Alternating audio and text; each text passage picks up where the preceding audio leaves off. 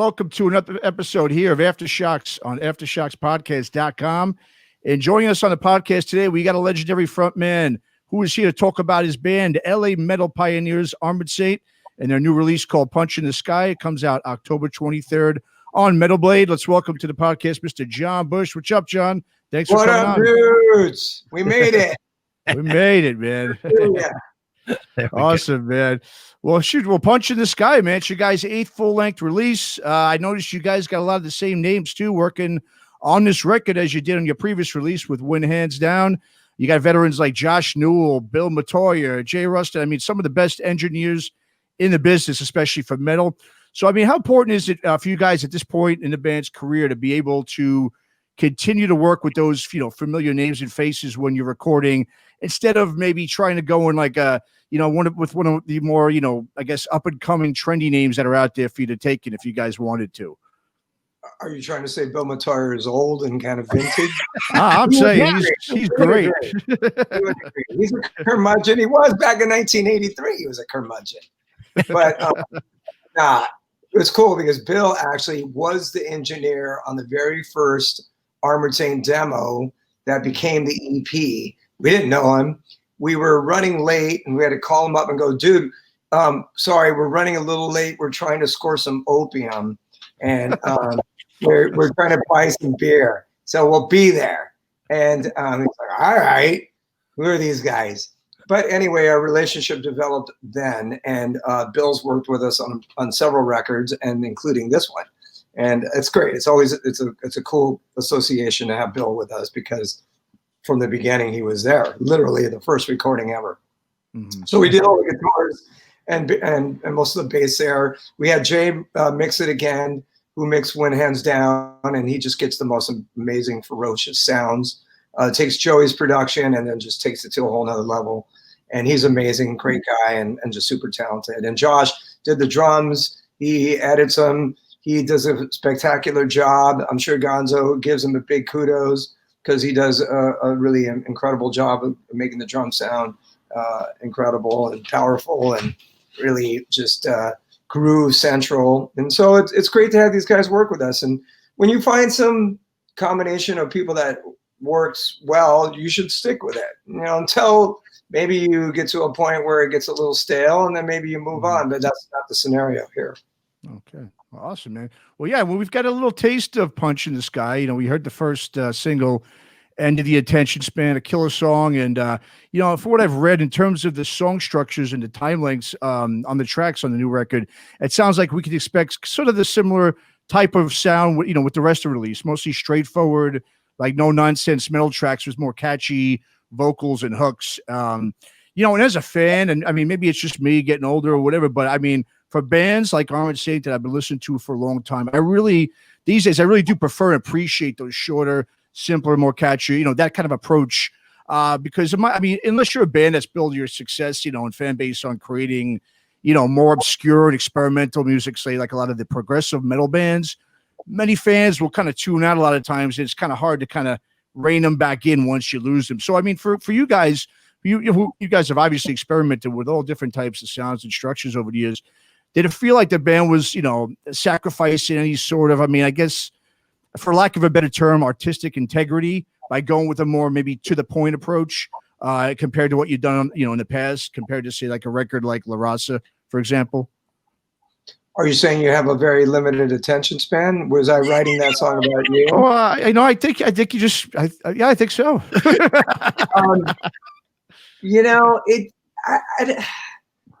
We had a couple long songs on Win Hands Down, a couple big epics that were long, Muscle Memory and In an Instant, for example. And I love those songs. I think they were really cool and just, like I said, kind of epic type tunes. But this one, we just kind of brought down the time a little bit, although the opening track, Standing on the Shadows of Giants, is just a little under 7 minutes. So it's pretty long, but that's the longest song. I think there was a conscious effort to do that. But, I think what happens is you start writing and then the record, I know this sounds it might sound snobby or something, but it almost sounds like the record slowly starts to kind of write itself in a way. And so you just kind of follow along and and go that way. And then when it all is said and done, you say, okay, these are the songs. And this time the songs were a little shorter. And there's some diverse stuff on the record, I think, certainly. It's not all slammers. There's a little bit of mood, and there's some different feelings with the emotions of certain songs, and tempos, and a lot of cool instrumentation, and a lot of really cool vocals, not just for me, but background vocal stuff. So I think we're still getting super creative as much as we can and we want to, but perhaps it's a little more concise. Sure. Now, John, you guys, at least from the outside looking in, it just seems like you guys make records when you want to. It doesn't seem like there's necessarily a schedule that says, okay, this is the time that we're going to do a record, and this is when Joey's going to go do Fate's Warning, and this is when you're going to do this and that. It just seems like you guys, whenever you decide to put out a record, that's when you write a record and put it out. What is it that sparks Armored Saint to reconvene and do new music? Is it that you just have a feeling, or does somebody say, well, I've got 8 ideas, or how does that process work for you guys? I don't know if there's a specific theory there. I think we did a lot of shows on the last record, more than Armored Saint has in a long time. And then we took a break. We actually started writing after that shortly, because we figured, all right, let's try to put a record out a little sooner than the time span between When Hands Down and La Raza, which was about 5 years. And then the idea came up to do the Symbol of Salvation thing, which was really fun and cool. So we kind of took a break and did that. And then we kind of got back together. And I think our intention was to try to do it sooner, like I said, in that time frame between La Raza and When. But, looking back, it's another 5 years. So, I was talking about this in another interview, how, it's amazing how the bands in the 70s used to do it. They would put out records every single year. Yeah. And tour and stuff. I don't know how, and then write these really great albums. So I don't know how they did it. I guess they were just superior, quite frankly. But it's a different world. It has been for a long time now, in the length of time between records for rock bands, I think. And 5 years is probably a little long, and we would prefer not to do that, especially for a bunch of guys in their 50s. Sure. But it's just the way it is. So. Definitely. Now, John, with the way it is now, I'm just curious for your perspective as a guy in the business. We've all heard this guy from Spotify talking about, you artists need to change how you do your business. You need to release new music every 3 months to meet their model now. That obviously is never going to work in the Armored Saint world. But what do you think of that, of an outsider trying to tell not only you, but artists in general, how to create it? And from my perspective, as somebody that creates as well by writing, I write books. I could not write on a timeline like that and be good at it. I could do it. I could write some shit that is shit, but do you think that guy has any idea other than money, or do you think he just does not understand what it takes to write a good music album? Is it the guy who heads Spotify or created it? It is. Yeah, okay. It is. Yeah, I mean, I guess I hear what he's saying, because people don't listen to music in the same capacity they did, like in the 80s, 90s, even, for that matter. People used to listen to records, and now it's weird. It's like, there used to be hit singles back in the 60s, when you had these one-hit wonders, and even into the 70s. Well, you've always had one-hit wonders, but it was kind of single oriented. So, and I think I don't know what he's really thinking, but I guess he's suggesting that people are not listening to records as they used to, which is, I think records are amazing, and I think that. Like, I still buy records, I buy CDs, I buy vinyl, and I want to listen to it as the artist wanted me to hear it, and that is as a full record. Sure. But that being said, the attention span is getting shorter, especially for, I would say, the younger people. And so maybe the theory is you put out like kind of singles, like what Billie Eilish was one that did that, like in the beginning of her career. She like didn't even have records. She would just release a song and then release another song. And, she had a lot of success. I mean, for every Billie Eilish, there's 1,000 that don't do anything. But, Right. that's a cool theory. I don't think it. I mean, I could see it for certain bands and maybe even new bands. But for us, it's just not. We're too old school for that, and we want to make a record. We want the record to have like this flow and kind of, go from song 1 to song 11, and people hear it in that kind of way.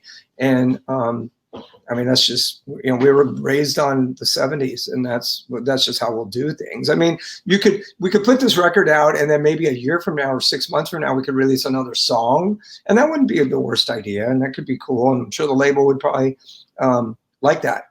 But I don't think like we're going to do, one song, and then 2 months later, a second song, and then 2 months later, a third song. I don't know. It's just, that's just not us. Like I said, we're just too old school for that. Right. But I get it. Sure. Well, the other thing too, I think, is that guys that listen to what you do, us old guys that are Armored Saint fans from the 80s on up, we don't really want to consume music a song at a time either. Metalheads in general kind of like 10 songs, 12 songs, 14 songs to sink their teeth into and just live with for, I don't know, a year and a half. No, I agree. I mean, metal is the one record, genre that probably is still purchasing CDs, although that has diminished. The same people buy, well, I don't know, somebody who like say buys an Ariana Grande song. Are they even buying her record? Probably not, but metalheads are metalheads. Of course they want to hear the whole band, the whole record. I mean, and so, that's the nature of this genre. They want to hear the whole record, and they want to usually purchase the record, and so they get the artwork and they have the aesthetics of that. I still do. I've told people this before. Like I'll buy a few CDs. I'll listen to it in my car. I'll try to listen to the whole record over the course of driving my kids to their school or sports activities they have, or to work or whatever. And then after about 3 weeks or a month after listening to it, then I'll put it in my library, and then it'll be part of my library. But and I might even look at the credits once, literally once. I mean, I'm not going to read all the lyrics maybe, or I'm not going to read all the thank yous. I don't care so much about that crap anymore. But like, I want to at least feel it. I want to feel the aesthetics of this product. And even, a vinyl is even better, because the artwork of a vinyl record is still the best. But then I feel connected to it. If I just download it onto the computer and put it right into iTunes or something in my library, I just don't feel as connected. And I have done that. And I know that I certain records that I've done that with, I just don't feel as connected to. As long as I have it and I have that for like I said, even a month, and look at it once, then I still feel a little more connected to it. But again, I'm a 57-year-old man. So, if you're 20 years old, you may not have that same theory, and that's okay as long as you're listening to the music. I mean, I guess that's the goal is to have people listen to it, whatever capacity that is. The only thing I'll say about, the whole world of not wanting to pay for music and all that, to me, I know, when the whole Napster thing happened, and Metallica actually took a lot of grief for that. I don't really quite get it, because what is free? Why is music free? You can't go into 7-Eleven and go, yeah, Snickers, I want it, I'll take it. Or I can't go to, the Chrysler dealer and go, yeah, I'm digging on that, that Pacifica minivan here, I'll take it.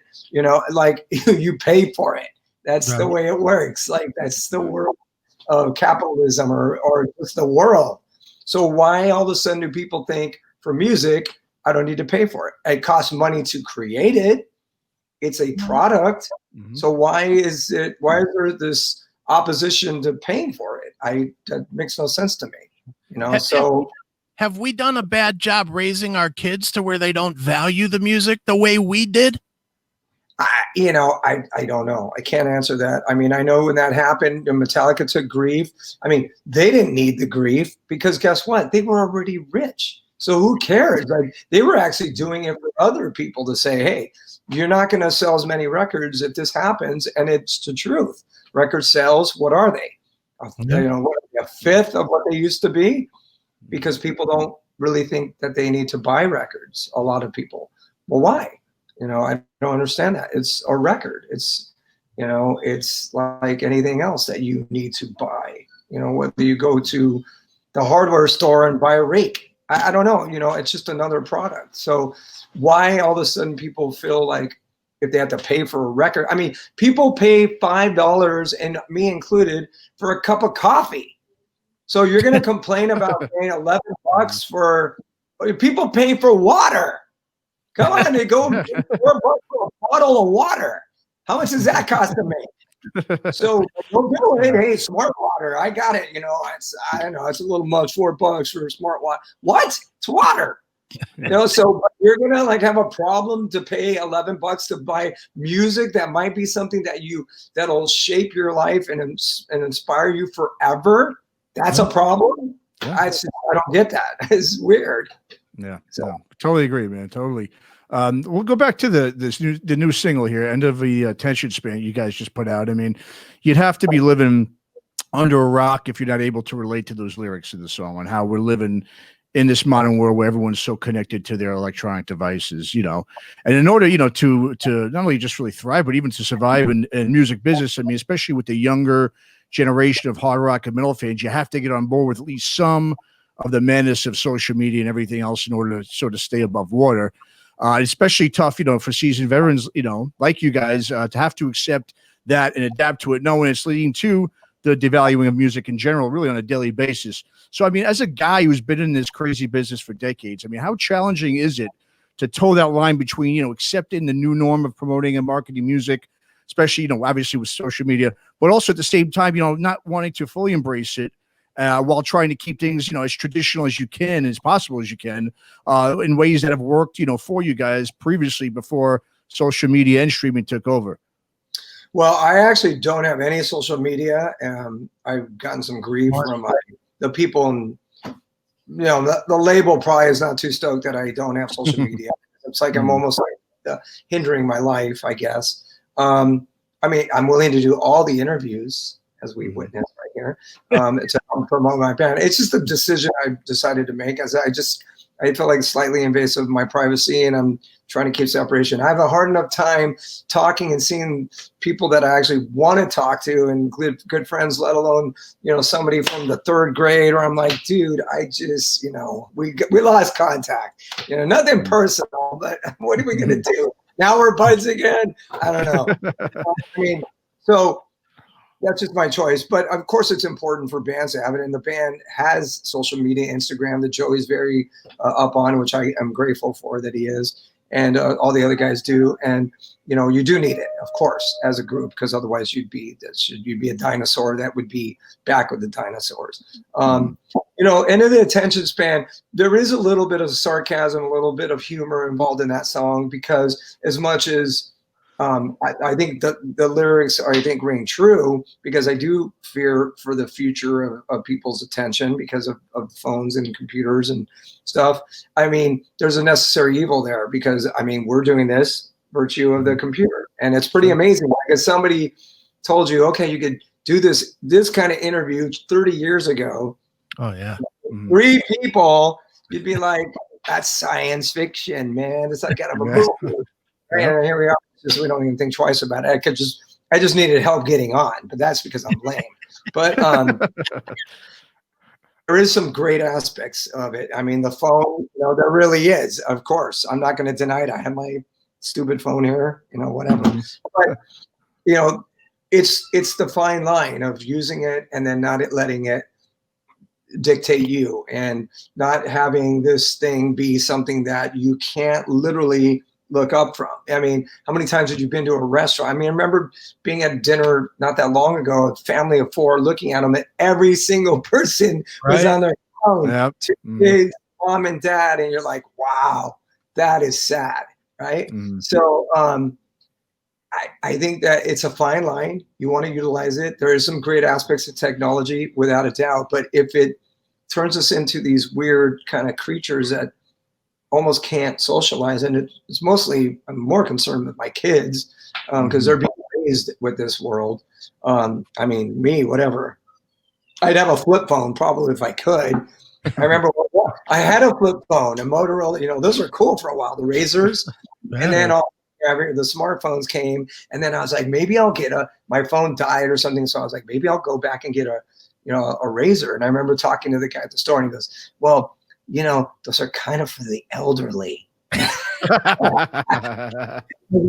Dude, all right. So okay, pretty funny, but yeah, you know, it's a necessary evil. But like, you know, obviously the second verse of that song, if you read the lyrics, it's you know, busting chops on people watching gigs, you know, being at a gig and watching the gig on their phone, and and we've seen that numerous times. And you know, it's like, I've seen somebody in the third row and he's filming it. And granted, you know, I'm happy in a way that I could look back on this video that guy's filmed of my show, but like, he could have the phone and he's not even looking. He could just be filming, or she, but he's looking through the phone. It's like, what, dude? Like, I'm right there and you're here, but you're looking to your phone, and that's just weird. It's just what? So I don't know. I mean, again, it's just finding that happy medium. I think that's the key. But you know, certainly it was an interesting topic to run with. Phil Sandoval came up with the title of the song. I thought it was great, and I ran with it, and it's pretty interesting. Yeah, that's a great song, man. You know, and speaking of technological advances, you know, that we have in our society, they've definitely changed not only, you know, consuming and listening to music, but recording it as well. And you guys on Punch in the Sky, you guys definitely took advantage of it, like most are doing these days, by utilizing the file sharing method to write your music. So from your experiences working on the record, I mean, other than the fiscal and, you know, time saving benefits where you don't have to get everyone in the studio together at one time, which is obviously those are great benefits.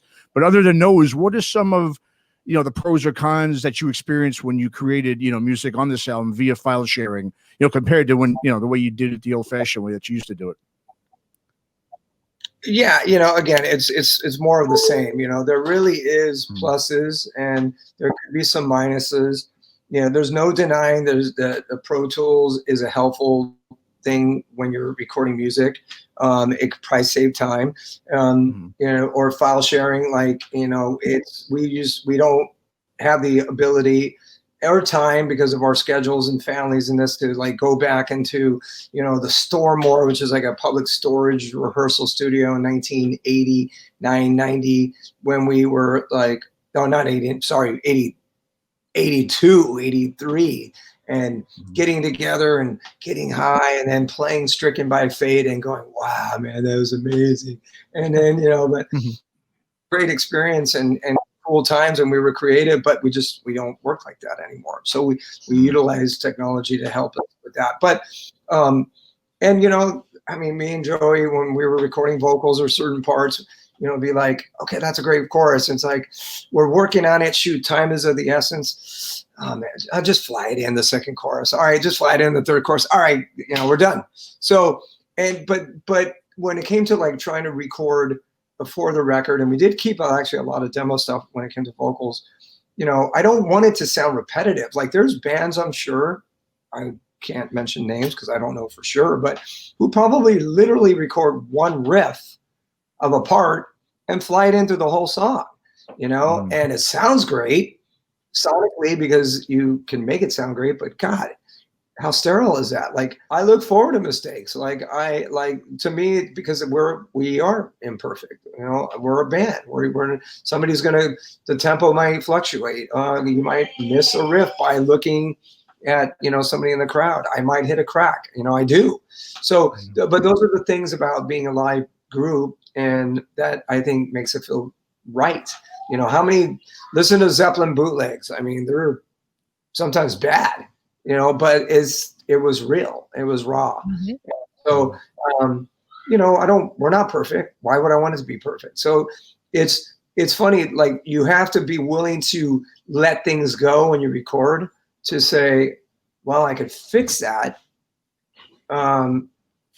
Or I could let it go. It's hard to let it go, because you can say, well, I could fix it, and we could, easily change that, or we could tune it or something. You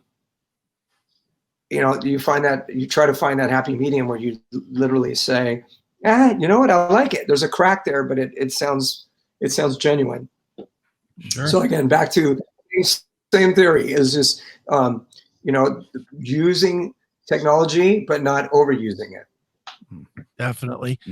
Now, John, since we're talking about using the technology, the craze of the pandemic has been bands doing these quarantine sessions, and you've done a couple. You did Isolation with, obviously, we do Isolation, right? Yeah. And you also did Package Rebellion with Charlie from Anthrax, which set the world on fire with the is he coming back? Is he coming back? And I'm not going to get into all that, but I'm curious for you.